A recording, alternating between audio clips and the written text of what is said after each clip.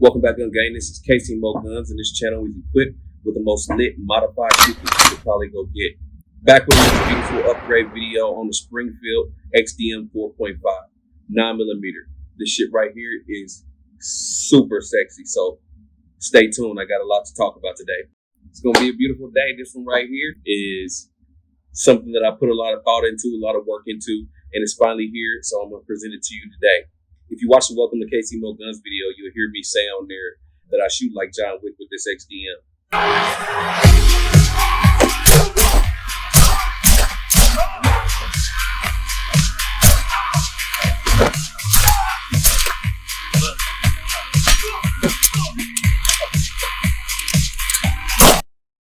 Home wrecker.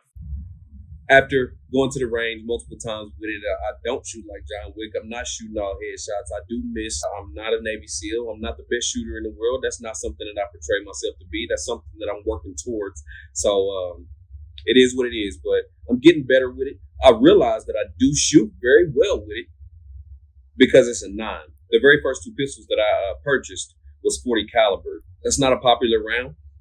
People claim that they're a little bit snappy and it's hard to manage that recoil, but it's something that I got used to when I first started shooting. The very first pistol that I bought was this SD40VE. You should have seen the video on that one. If you hadn't, you need to go check it out. The second pistol that I ever purchased was this Glock 23 Gen 4. It's beautiful. If you ain't seen that video, go check it out. The pistol that I'm going to show you today was the third pistol that I purchased. We moving. So no more slow grinding right now. We're going to go ahead and show you this beautiful piece of work that I got. And it is the XDM 4.5 Springfield Armory. So when I stand up with it, I'm hunchback. Puff that to the head, no joint. You like Shaq at the line, ain't no point.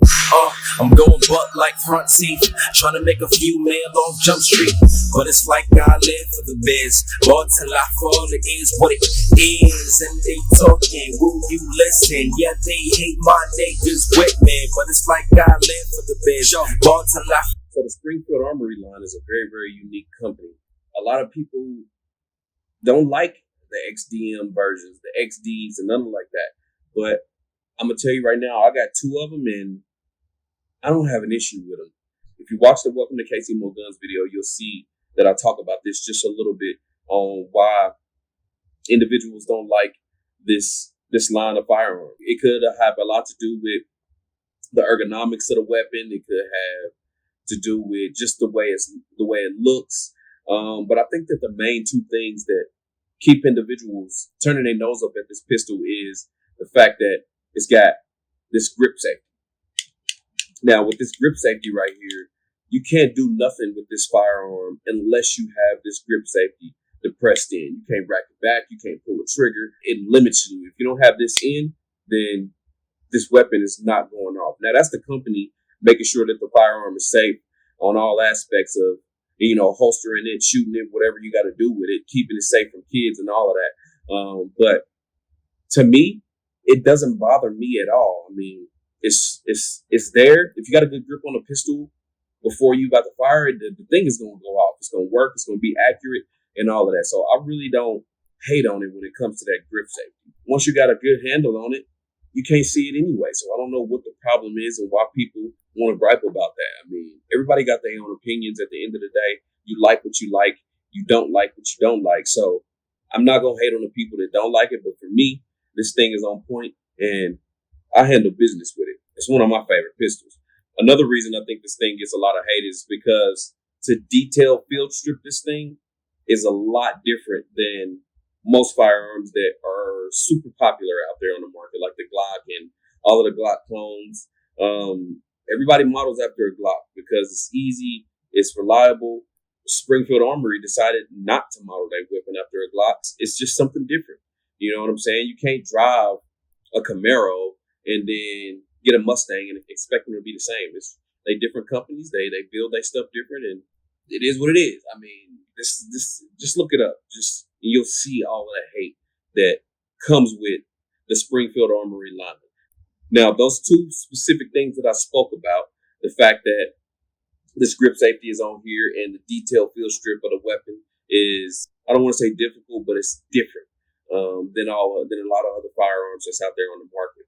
But with that grip safety and the difficulty level of the field strip, the detailed field strip of this weapon, are the biggest two reasons why this weapon is not as popular as a lot of other weapons out there on the market. I think that those two reasons specifically are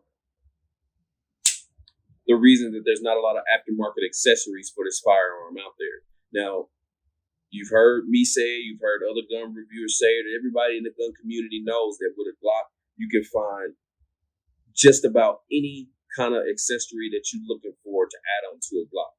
This right here is the complete opposite when it comes to finding accessories. It's extremely hard to find something on eBay or anywhere online specific to the XD and XDM series of Springfield Armory. It's only a couple places that you can look, but it's not going to be a lot of different varieties out there when it comes to what you can purchase with this firearm. And that goes for cuts. And when I say cuts, I'm talking about the cuts and the slides that you see here on the sides and up top there, and parts for this weapon, accessories, takedown levers, slide stops, magazine releases. You're not going to find all of that stuff. But those parts for this specific line, Springfield Armory, are very, very hard to come by. There's only a couple places that you can find those. And we're going to talk about that right now. We moving. It is what it is, so it's dumb for you to ask twice. And yeah, we been hot, your team just a little spice. We got them red hairs, Rihanna, we don't need a light. And my appearance speak loud, I don't need a mic, right? I'm getting sick of all this fake shit. Never quit, nigga, get gas like a spaceship. But fuck it, I see the task, clear the space quick. You busters can't see me and I'm working on the day shift, bitch. And when I get it, I'ma stay rich. Run through the money, no, homie, gotta pace it. I'm getting gritty, but better talk to the teller. And she knowing I'm the guy and I ball like LASIK. And I be on it like a psychic. I should have big money, bro. Let us print it on the license. Be around more perp than the fucking Viking. Got the McNair and you get Tennessee that I'm a Titan, nigga. So moving right into some of the upgrades that I got put on this pistol, this beautiful thing right here. We're going to talk about the slide first and the cuts that I got put in it. Take a good look at that before we dive right into it. Sexy. Can't even deny it. Drop in the comments and put gun gang if you think this thing is sexy right here. I got this done at DV8 Dynamics, a place out in California, and it was one of the only places that I can find that would do cuts on the slide for an XDM series. And I look at a lot of places like Boogeyman Custom, Frank Castle Customs, even the old place that I got my other slide cups from, DP Customs, and the list goes on. There's so many places that you can have your slide sent off to get some of these cuts put into your firearm, but nobody was offering cuts for the Springfield Armory line, the XDM and the XD series. It's specific places that'll do this for you. And the place that I found was DV8 Dynamics in Lake Elsinore, California. Now, when I had this sent off to them, I had them do the portal cuts for me. Now, like I talked about in my last video, once you get cuts put in your slide, you got to get it re-Cerakoted. And the Cerakote that they put on this thing for me is called the stainless steel Cerakote. Now, I really, really wanted to maintain the original, I'm going to say, coloring of the slide when I had this done. But once you start cutting windows in it, it starts to really mess with the original finish that's on the firearm. So they had to put a new Cerakote on there, and I wanted to just make it look like it did right out of the box. Now, the stainless steel color that it had out of the box is completely different than the stainless steel Cerakote that DV8 Dynamics put on this. This is a lot darker. When it comes out of the box, it's a lot more shinier than this. I'm not too upset with the way it turned out, but I really wanted it to shine more. I don't know how well you can see it on camera. It's a lot darker. I got a lot of light in here right now, so it probably looks good right there. And it does look good in real life, but it's not the same stainless steel look that it had out of the box. And that was something that I was kind of, I don't want to say upset, but I was like, damn, it's not the same, but that's just what you deal with when you modify your stuff. So it's something that I'm content with and I'm not too upset about. But this ran me, for the Cerakote and the cuts on this thing, it ran me about $280 for the cuts, the portal cuts. And then for the Cerakote that I wanted to get on there, it was about $84. So It's not nothing that's cheap. It's something that you're going to have to, depending on what kind of lifestyle you live in and what kind of money you're making. I had to put some money away to get this the way that I wanted to. But $280 for the cuts and then $84 for that Cerakote, which ultimately gave me this beautiful look that you see right here. Next, I'm going to talk to you about these magazine extensions. These right here is from one of the only companies that I know that you can find accessories for the XDM and XD lines. And it's called Springer Precision.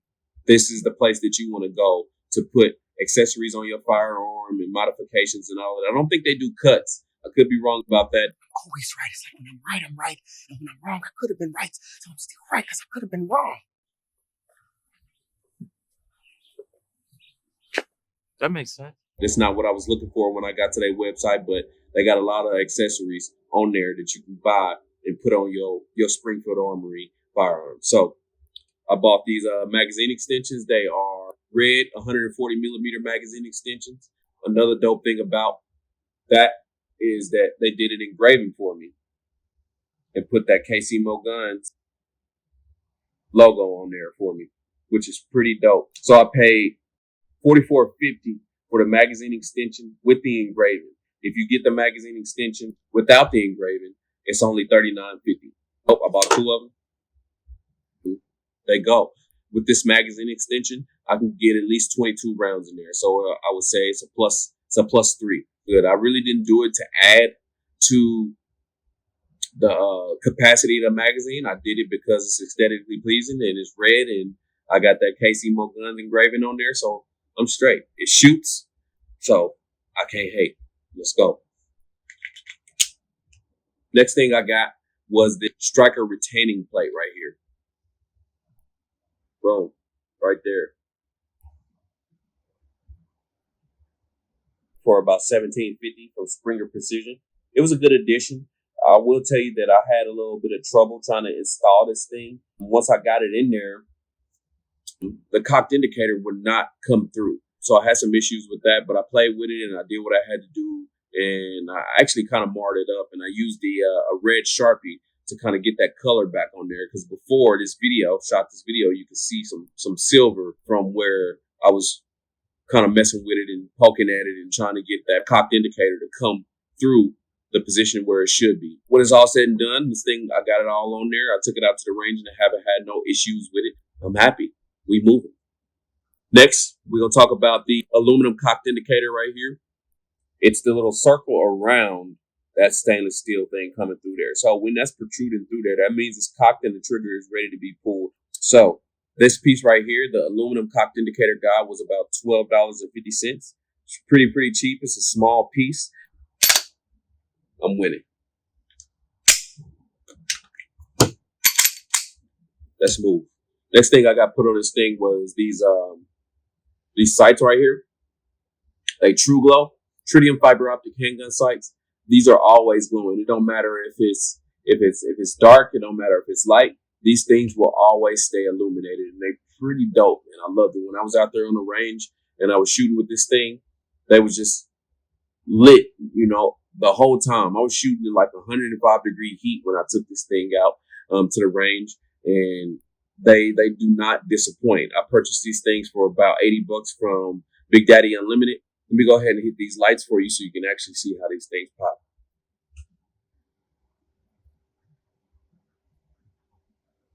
As you can see, we stay lit. Let's go. Now let's go ahead and take a look at this barrel right here, which really brings this thing to life. This right here was the OEM barrel. I got it sent off to a company called Twisted Barrel. Titanium nitride Cerakote on there, spiral fluting, and he had a picture on his website that showed a rifle barrel with the fluting filled in. So I decided to fill in the colors of the fluting that I had on this 9mm barrel for the XDM 4.5, and I wanted red in there. And it turned out really good. When I got it, I opened it up and I looked at it and I was like, winning. I haven't seen this on any kind of pistol out there. I do a lot of research and I watch videos continuously over and over again. And I'm looking at companies, and I've never seen this. If you've seen this on a pistol barrel anywhere, drop down in the comments and tell me where you saw that, because I don't want to say that I'm the first person to do this, because this dude offers this for pistols, and apparently he's probably done it on pistols in the past, but I've never seen it. So I would opt to say that I'm one of the few people that own an XDM 4.5 that has a barrel with flutes and color put in it like this right here. Shit, that shit is dope. I ain't never seen nothing like this. So that's exclusive for KCMOGUNZ right there. And you saw it here. So go ahead and drop down in the comments and tell me what you think about how that looks peeking through those windows right there. And when that motherfucker poking out like that. Gun game. We move it. Now, this trigger right here, it is also from Springer Precision. It's a flat aluminum trigger. This right here, it's beautiful. It's smooth.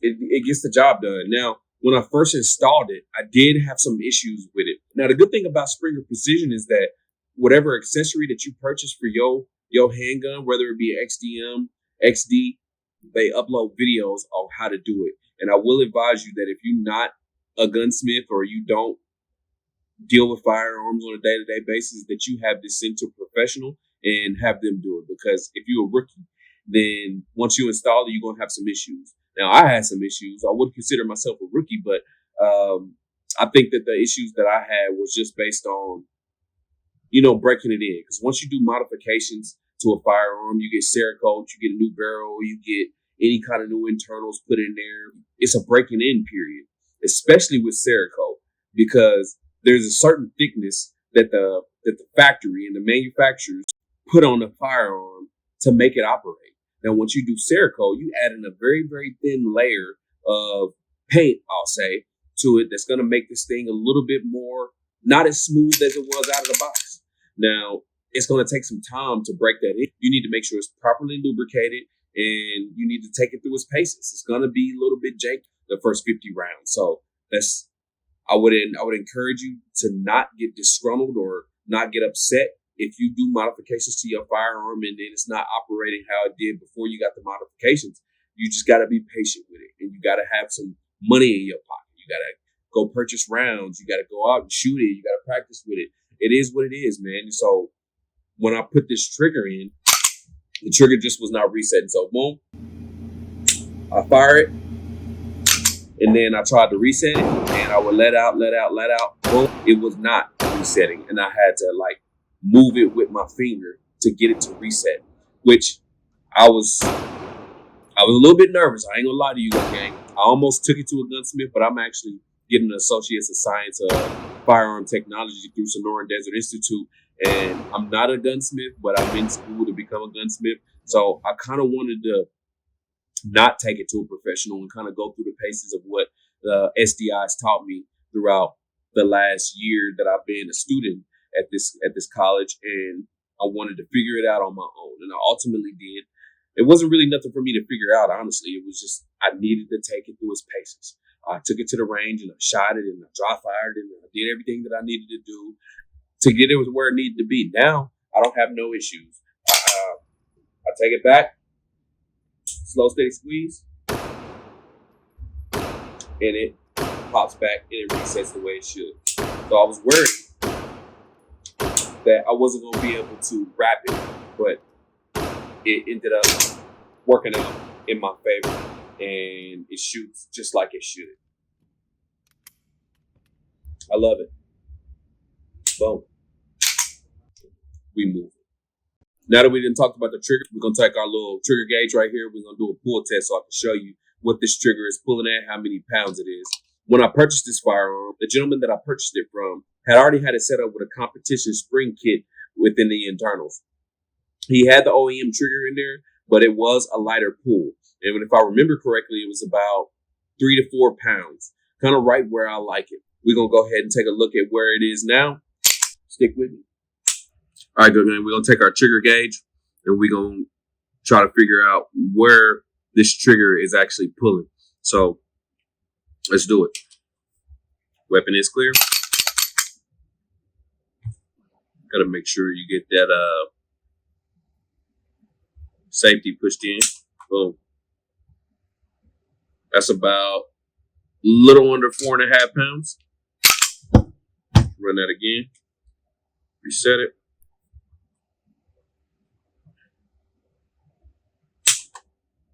£4 pounds. One more time. I feel like it's a little bit janky the way we're doing it, but I'm guessing it's about 4 pounds. Boom. 4 pounds. That's a little bit over 4 pounds, but I would say that we're consistent with where it was at. We straight. Now, once I got this thing out on the range, I didn't really have no issues. Like I said earlier, I did a lot of drop iron with it, trying to get that trigger to reset properly.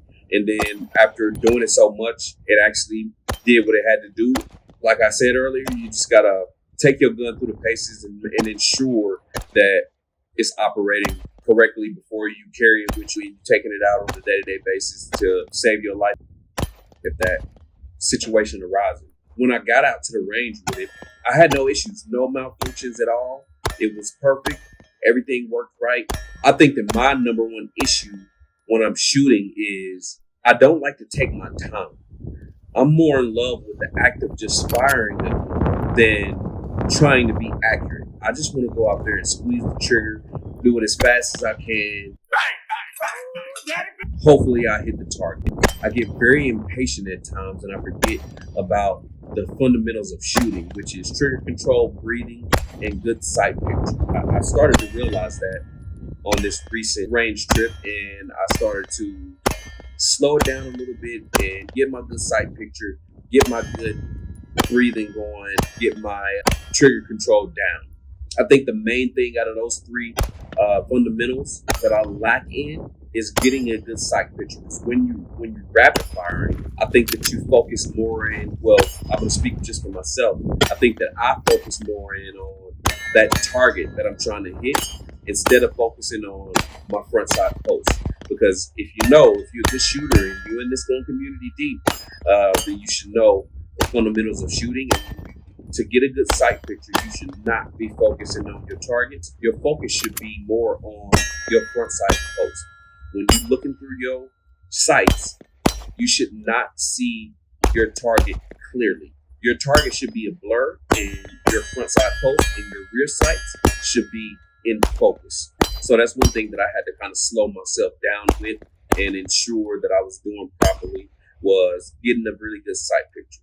Now, trigger control and breathing, I got that all down packed. I just had to make sure that when I'm out there shooting that I implement the fundamentals the way that they're supposed to be implemented so I can get a good shot. I took this pistol back to about 80 yards and I did eventually hit the target. I think that once you do what you need to do to make a good shot and you know what you're doing, then you'll be successful. I mean, anybody can shoot. All you got to do is apply the fundamentals. And if you do that, then you're going to hit your target. It just takes practice. All right, gun gang, I hope you got some good information out of this video. Maybe I gave you some good ideas for your next mod if you into that type of thing. Make sure you go check out Springer Precision, because they do accessories for not only Springfield Armory, but they do accessories for Smith & Wesson, Sig Sauer, and CZs. I'm not going to hold y'all no longer. Just make sure you treat, never keep. If you don't know what that means, you can go check out my website, KCMOGUNZ.com, to get more information on that and to see pictures of this beautiful thing right here. You can also go check out my IG page, KCMOGUNZ. You can check out my personal IG page, jr.tommywilson. And most importantly, make sure you like and subscribe to this channel, KCMOGUNZ. Lastly, I just got a few things I need you to do for me. Be great, keep it 100, always watch your six. And the most important thing is, be gun gang. We moving.